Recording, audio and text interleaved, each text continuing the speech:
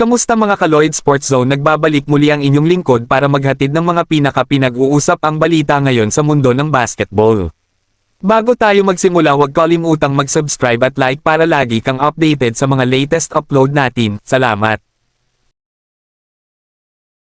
Dahil nalalapit na ang pagtatapos ng elimination round ng PBA, ipapakita natin kung ano-ano bang team ang nakakalamang na makakuha ng twice-to-beat advantage pagdating ng playoffs at makapasok sa top 4 finish.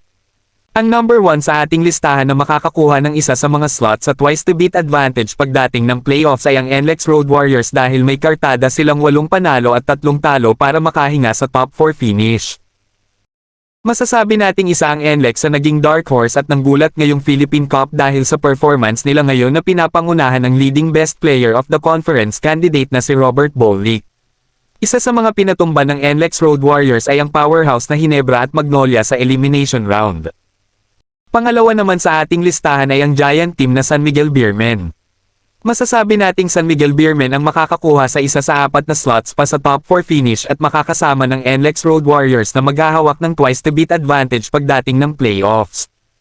Alam naman natin na ang San Miguel ay powerhouse talaga na team pagdating sa All-Filipino dahil nasa kanila ang 8-time PBA MVP na si Junmar Fajardo, kaya mahihirapan talaga ang makakatapat nila sa playoffs lalo na pag sila ang nakakuha ng twice-to-beat advantage. Pangatlong team naman na makakapasok sa listahan natin sa top 4 at makakakuha ng twice-to-beat advantage ay ang Barangay Ginebra San Miguel.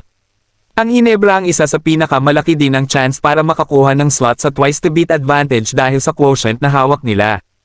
At alam din naman natin na gutom na ang Barangay Ginebra San Miguel na makapasok ulit sa finals ng All-Filipino Cup dahil 2020 pa silang huling napasok dito. Masasabi nating papangunahan ng 2021 PBA MVP ang Ginebra na si Scottie Thompson sa darating na playoffs. At ang huling team naman na makakakuha ng slot sa twice-to-beat advantage pagdating ng playoffs ay ang Magnolia Hotshots. Alam natin na maganda ang naging simula ng Hotshots, ngunit nitong mga nakalipas nilang laro ay nagtatatalo sila, pero masasabi nating Magnolia pa rin ang makakapasok sa top 4 finish bago mag-playoffs. Papangunahan ng veteran guard na si Paul Lee ang Magnolia Hotshots para makapasok sa playoffs. Inaasahan ding makakatulong niya ang mga rising stars na si Lucero at Navarro para buhatin ang Hotshots. Sa inyong palagay mga ka-Lloyd Sports Zone, sino ang makakapasok sa top 4 pagdating ng playoffs sa Philippine Cup ng PBA? Comment nyo na ang inyong manok.